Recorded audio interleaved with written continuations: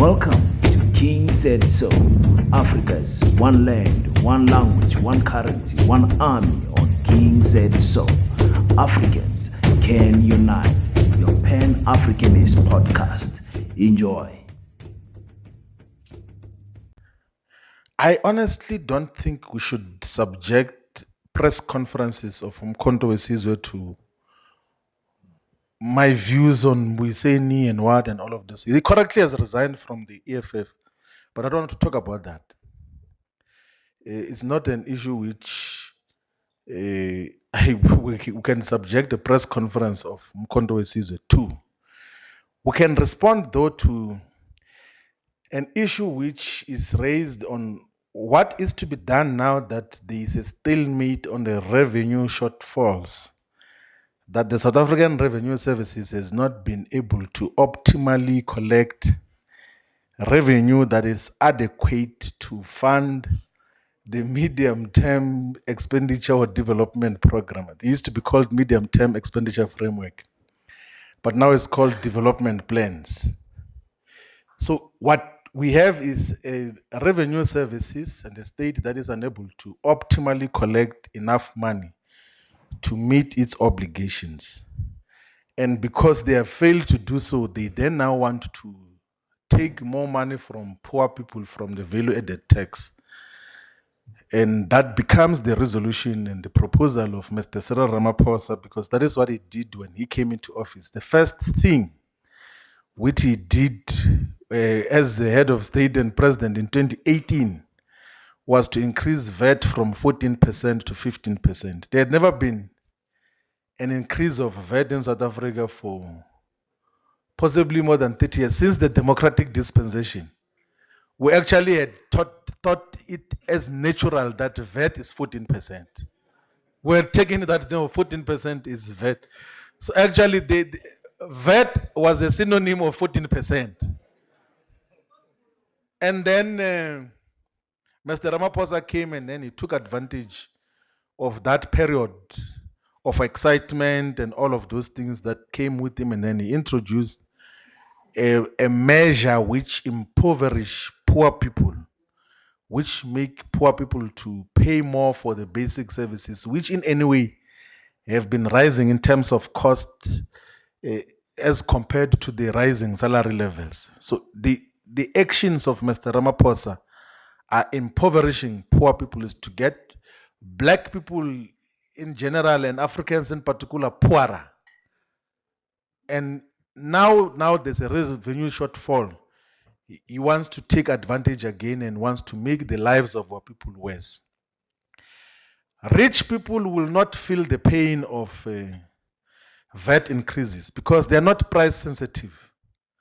So majority of rich, mostly white people, they don't even know what is the price of bread. They don't know what is the price of anything. They pay any amount, whatever is the price. But poor people, they calculate each and every cent as to what do we expend money on for food, for transport, for this. So if you increase the VAT, it means there are so many basic services which our people will not be able to afford because there is now an increase on the value-added tax. There's multiple options. I do not know that why, despite there's so many rhetorical commitments, why are we continuing to have the funding model on infrastructure like we do currently? Because instead of allocating the budget directly or fiscal commitments to infrastructure, why are we not pursuing the build, operate, transfer model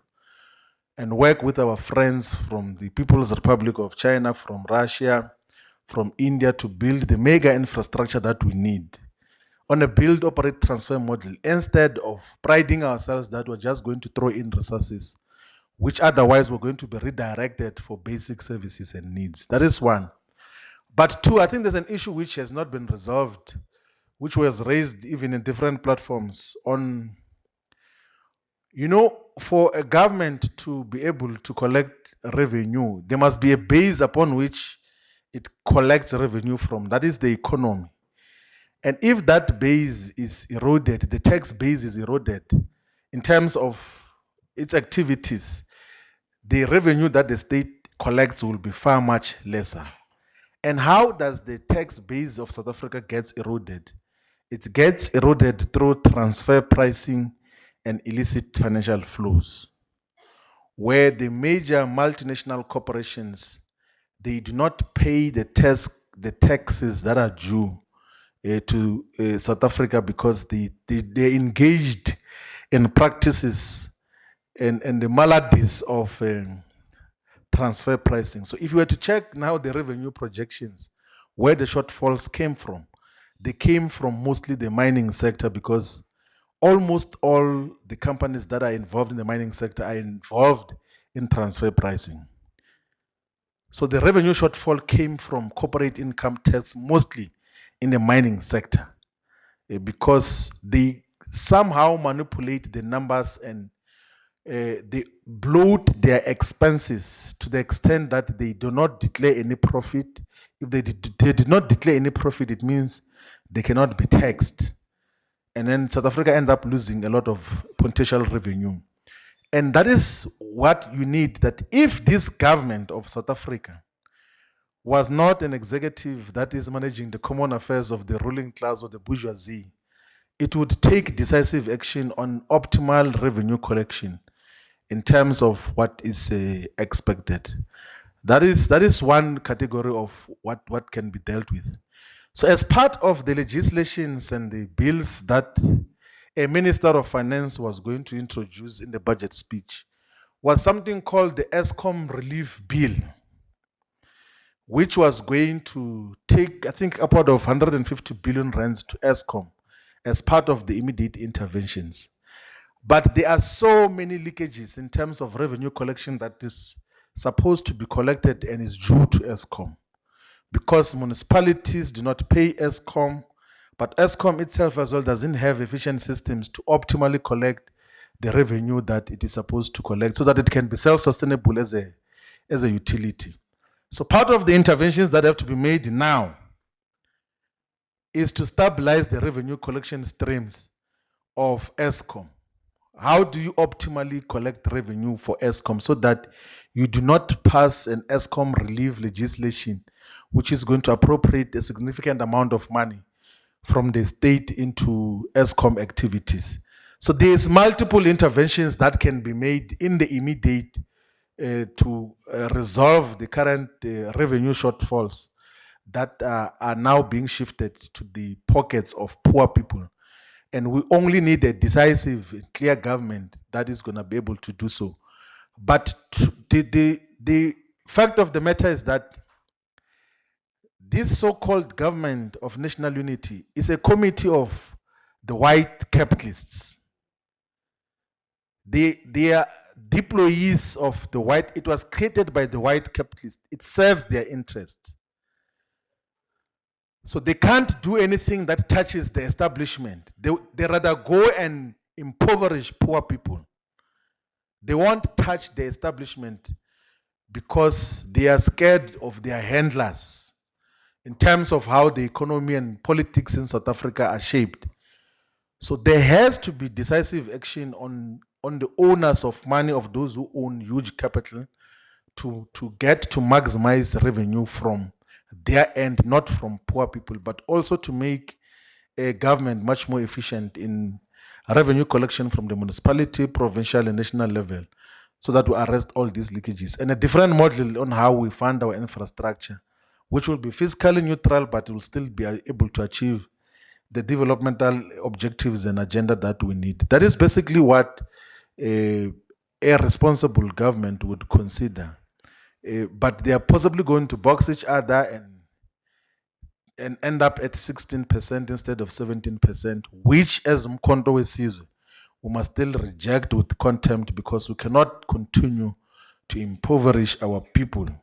Of course, we must expand the basket, which is VAT-free, but we must also reject the increase of VAT on all the basic goods and services as is planned. And thank you very much. I think we have covered all the issues that we're supposed to cover with dealing with appointment of leadership of structures, and we will be indicating as to when We are appointing the structures of Eastern, Northern, and Western Capes at the provinces, and then we finalize the other structures. But in terms of the program of action that was adopted by the national officials, by the end of March, all the provincial structures must be in place and fully functioning, and all the fraternal organizations should be having solid and stable leadership structures.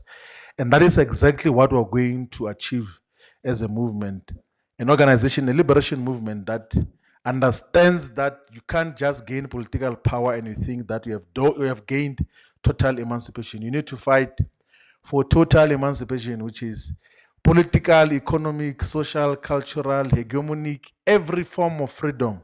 That is what Umkhonto Sizwe is fighting for. Thank you very much.